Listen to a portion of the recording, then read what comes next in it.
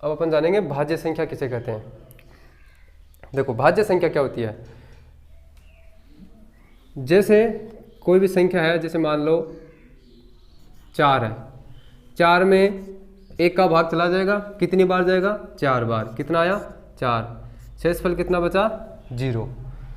और 4 के अंदर ये 4 है, इसके अंदर इसका खुद का भी भाग पूरा पूरा चला जाएगा। देखो 4 में खुद का मतलब 4 का भाग पूरा पूरा चला जाएगा, तो कितना आएगा, शेषफल 0। तो मतलब 4 के अंदर 1 का भाग भी पूरा पूरा चला गया और 4 के अंदर खुद का 4 का भाग भी पूरा पूरा चला गया। अब इन दो के अलावा कोई ऐसी संख्या है क्या जिसका भाग 4 में पूरा पूरा चला जाए। तो देखो 4 में कोई ऐसी संख्या है क्या जिसका भाग 4 में पूरा पूरा चला जाए। देखो 2 का भाग देके देखो आप, पूरा जा रहा है कि नहीं जा रहा। 2 एकम 2, 2 दूनी 4, कितनी बार गया, 2 बार। कितना आया, 4, घटाओ 0 आ गया। तो 2 का भाग भी चला गया ना। तो इसी से परिभाषा निकलेगी भाज्य संख्या की। देखो यदि किसी संख्या में, देखो कोई भी संख्या होगी उसमें 1 का भाग हमेशा जाएगा और उस संख्या खुद का भी भाग हमेशा जाएगा। तो किस 4 है, 4 में 1 का भाग भी जाएगा, 4 में 4 का भाग भी जाएगा। ये तो हर संख्या में जाएगा, 1 का और खुद का भाग हर संख्या में जाएगा। लेकिन इन दो के अलावा कोई तीसरी संख्या ऐसी हो जिसका भाग उस संख्या में चला जाए, तो वो संख्या कैसे क्या होगी, भाज्य संख्या।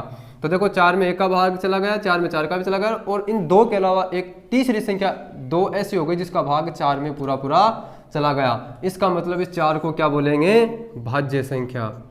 क्या बोलेंगे, भाज्य संख्या। भाज्य संख्या क्या हो गई, 4। तो परिभाषा लिख लो आप, परिभाषा लिखो, ऐसी संख्या जिसमें एक व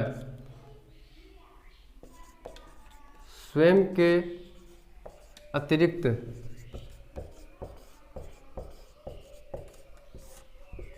किसी अन्य संख्या का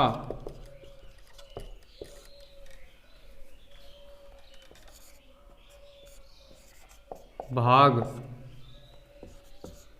पूरा पूरा चला जाए,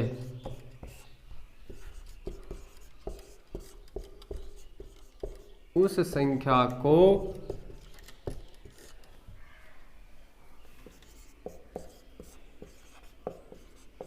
भाज्य संख्या कहते हैं। उदाहरण के तौर पे 4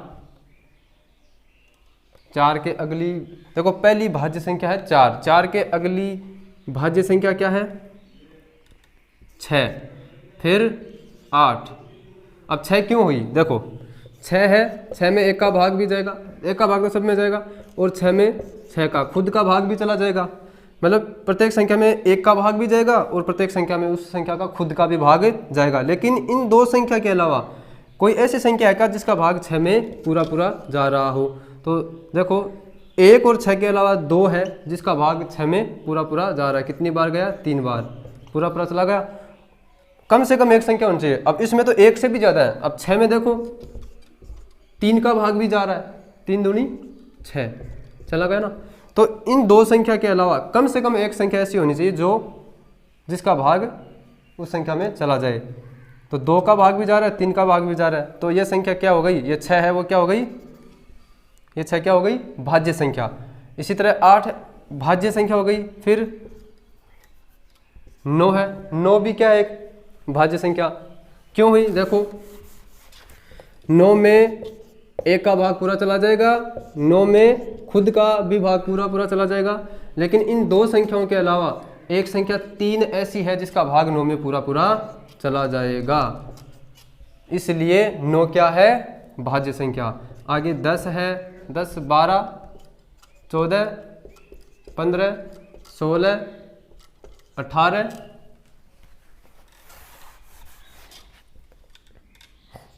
20, 21, 22, 24, 26, 27,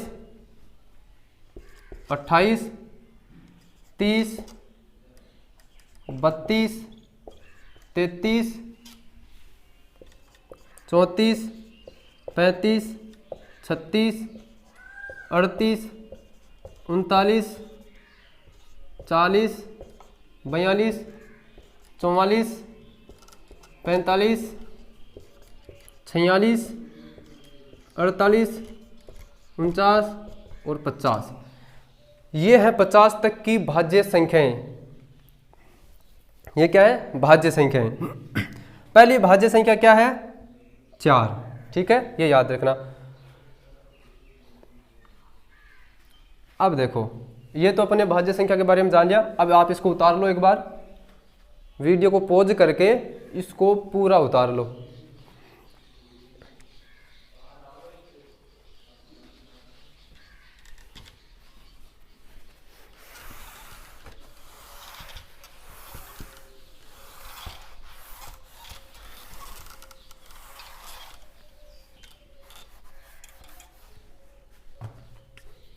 अब पढ़ेंगे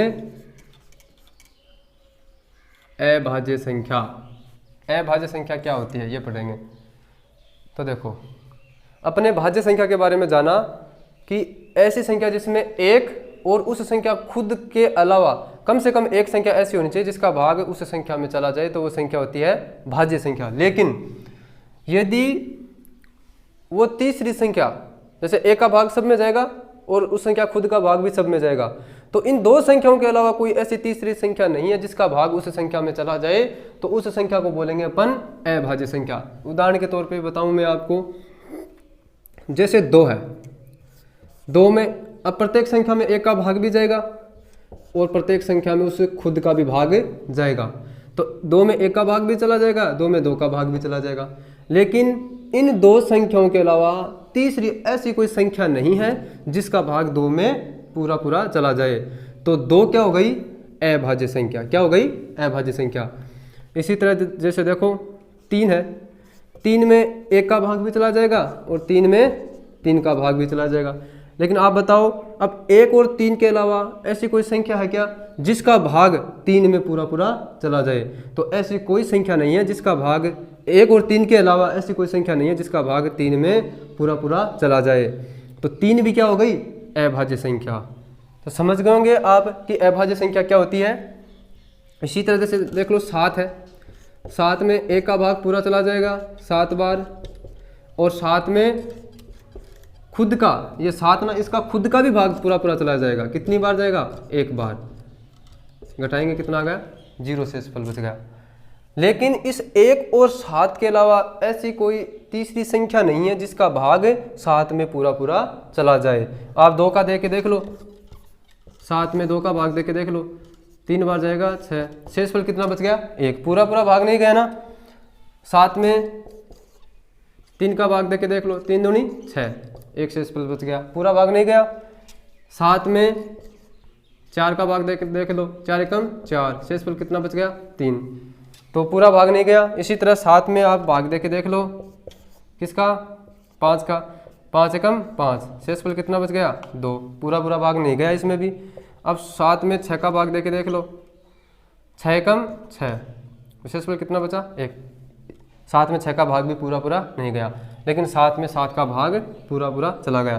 तो 7 में 1 और 7 के अलावा ऐसी कोई अन्य संख्या नहीं है जिसका भाग 7 में पूरा पूरा चला जाए। तो 7 क्या हो गई? अभाज्य संख्या।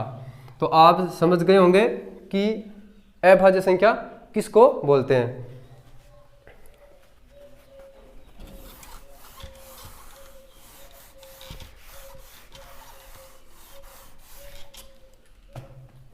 परिभाषा लिख लो अभाज्य संख्या की। ऐसी संख्या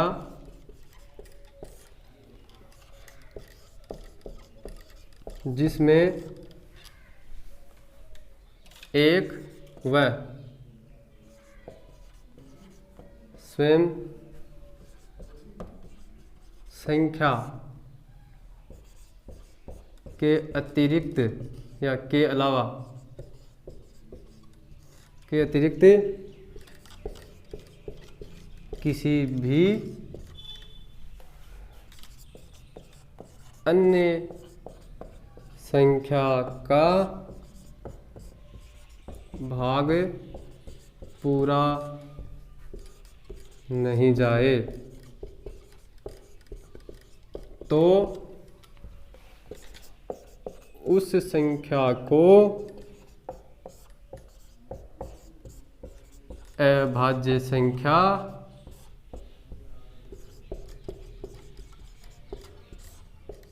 कहते हैं। ऐसी संख्या जिसमें एक और वो संख्या खुद इन दो के अतिरिक्त किसी भी अन्य संख्या का भाग पूरा नहीं जाए तो उस संख्या को अभाज्य संख्या कहते हैं। उदाहरण के तौर पे देख सकते हो आप, जैसे 2, 3, 5, 7, 11, 13, 17, 19, 23, 29, 31, 37, 41, 43, 47,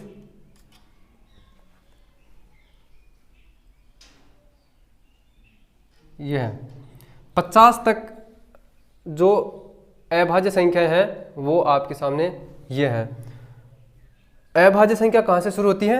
2 से। पहली अभाज्य संख्या 2 है और इन सारी अभाज्य संख्याओं में आप नोट करो कि ये इस 2 के अतिरिक्त बाकी सारी भी संख्या है ना, वो सारी क्या है? विषम संख्या है। देखो सबका इकाई अंक विषम संख्या है, तो इस 2 के अलावा ये बाकी सारी संख्या है वो क्या है? अभाज्य संख्या है, वो विषम संख्या है, सॉरी विषम संख्या है, लेकिन 2 क्या है? सम संख्या। तो केवल 2 ही एक अभाज्य संख्या है जो सम है, बाकी सारी संख्याएं क्या है? बाकी सारी अभाज्य संख्याएं क्या है?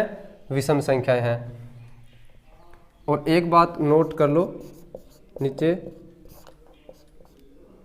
एक न तो भाज्य है न ही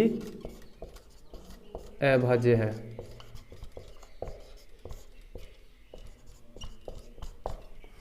एक है ना, वो न तो भाज्य संख्या है और न ही अभाज्य संख्या है।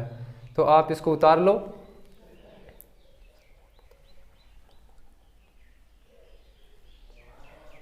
तो आज की अपनी क्लास कंप्लीट हुई।